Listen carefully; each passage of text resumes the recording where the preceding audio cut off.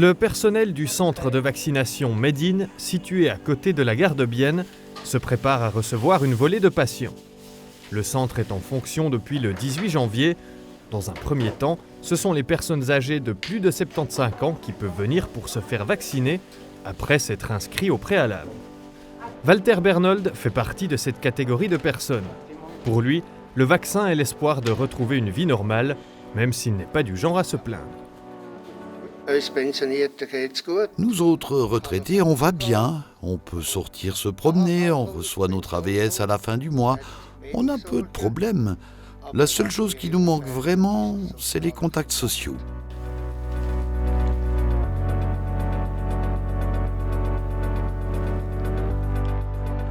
Première étape, présenter une pièce d'identité, sa lettre de rendez-vous et sa carte d'assurance maladie pour passer le contrôle de sécurité.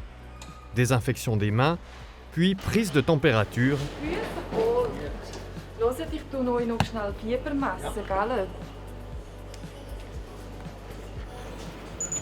Et passage à l'accueil. À la base, ces locaux flambant neufs sont prévus pour accueillir un centre d'urgence walk-in pour les patients qui n'ont pas de médecin de famille. Alors après l'évaluation, on a réalisé que l'emplacement du futur walk-in à la gare, qui était initialement prévu d'être ouverte en janvier, se présentait idéal pour confirmer les critères du canton.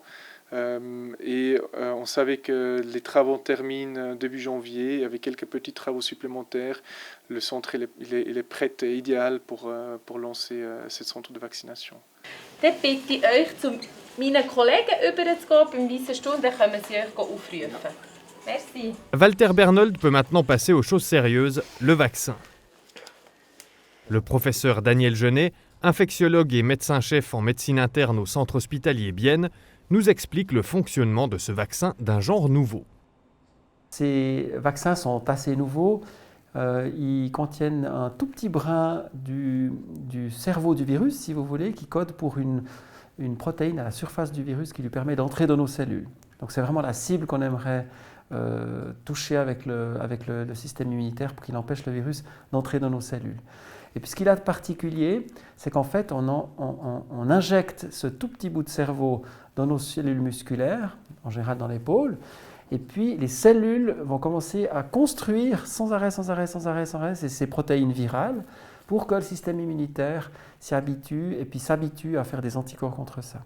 Et c'est ça la nouveauté. Ce qui est génial, c'est que ce petit brin ensuite s'autodétruit dans la cellule musculaire.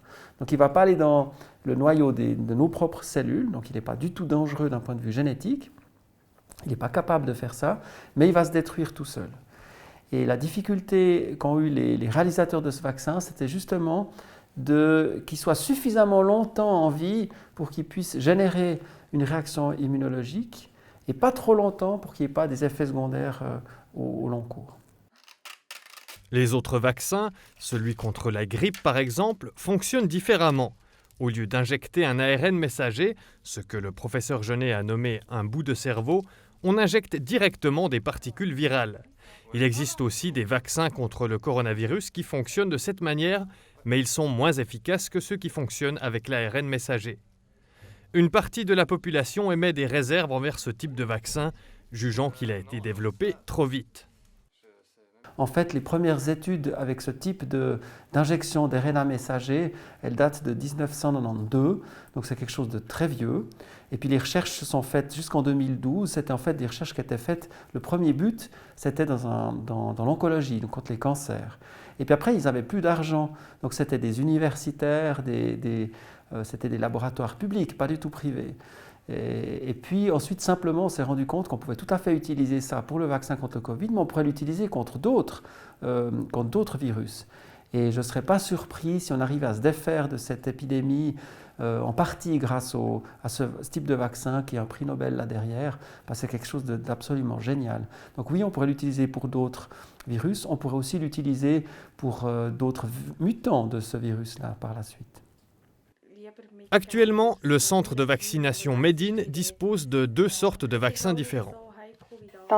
Celui-ci, c'est le vaccin Comirnaty. Avec une ampoule comme celle-ci, on peut faire 5 doses de vaccin. Et celui-ci, c'est le vaccin Moderna qui permet de faire 10 doses.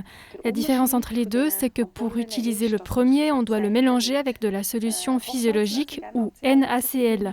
Il est aussi un peu plus délicat à conserver que le Moderna. Le Moderna n'a pas non plus besoin d'être dilué.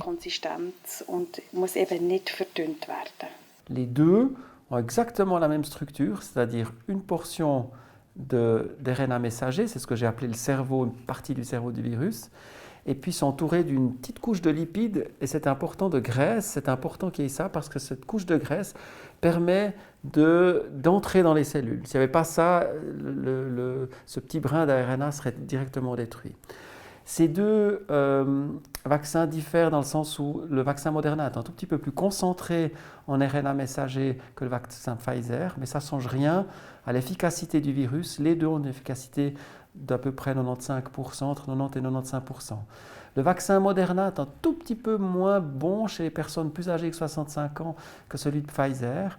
Par contre, il a un avantage, c'est qu'il peut être gardé à des températures moins froides que celui de Pfizer. Pfizer, il faut le conserver à moins 70 degrés, parce qu'il y a une difficulté pour, par exemple, les praticiens, si vous voulez l'injecter, alors que celui de Moderna, moins 30, moins 20 suffit.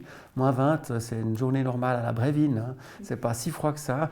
Et puis après, surtout quand on le sort, eh ben, il peut rester encore 30 jours accessible pour des vaccinations. Celui de Pfizer, c'est que 5 jours. Walter Bernold reçoit maintenant le vaccin. Comment ça s'est passé?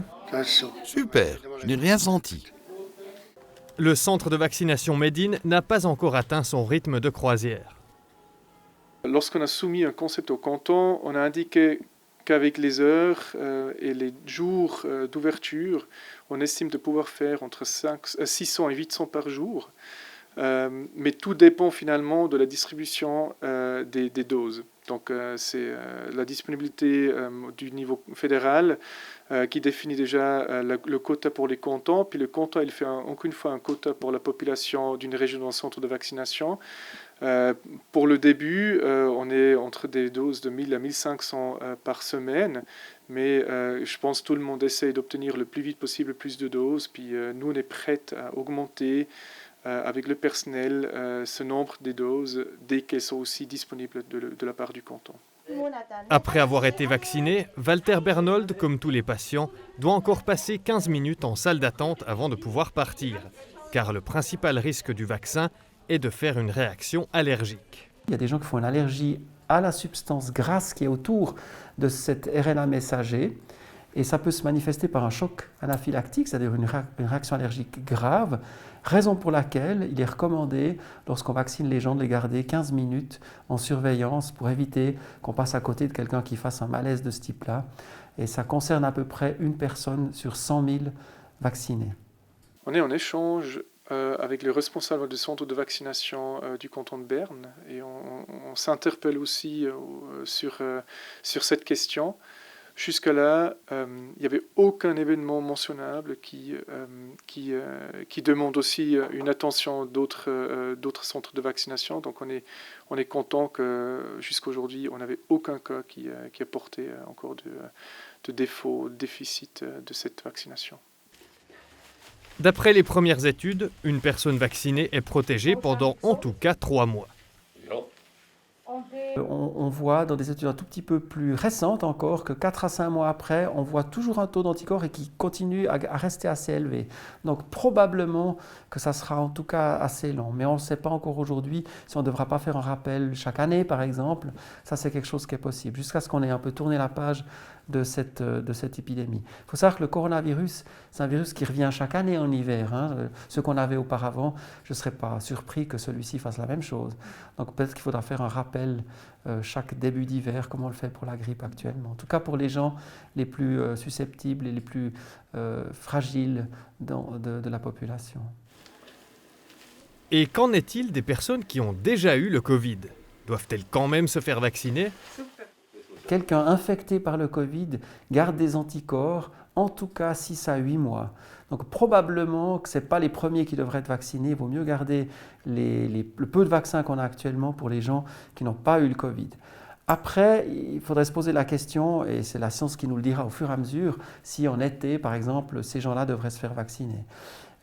Pour l'instant, je ne suis pas sûr. Moi, j'ai aussi fait le Covid en octobre et je suis pas encore, je me sens pas encore nécessaire de me faire vacciner. Je pense que j'ai encore des anticorps, mais je me ferai probablement vacciner cet été. Parallèlement au centre de vaccination, des équipes mobiles se rendent chez les personnes qui ne peuvent pas se déplacer. En route depuis le 18 janvier, elles se rendent dans un premier temps dans les Haumes de la région. Après une semaine, les responsables du centre de vaccination tirent un premier bilan positif. Après les personnes de plus de 75 ans, ce sera au tour des personnes de plus de 65 ans qui souffrent de maladies chroniques de pouvoir se faire vacciner. Les patients, ils ont tout d'abord à visiter un site web du canton ou appeler un numéro hotline du canton pour se registrer. Donc l'enregistrement, c'est complètement coordonné par le canton et on a, selon des critères d'âge et de conditions de maladie, une priorisation faite pour ceux qui sont prioritairement à vacciner, donc qui sont plus confrontés à tomber malades et tomber gravement malades. Une fois cette étape d'enregistrement faite, on obtient, selon son accordance à cette groupe de risque, la proposition de prendre rendez-vous. Les centres de vaccination, ils mettent à disposition des slots, donc des disponibilités de se faire vacciner. Et on peut choisir selon ses libertés, ses disponibilités, les dates ou le jour de vaccination, y compris la deuxième vaccination qui se propose automatiquement 4 semaines plus tard par rapport au premier rendez-vous.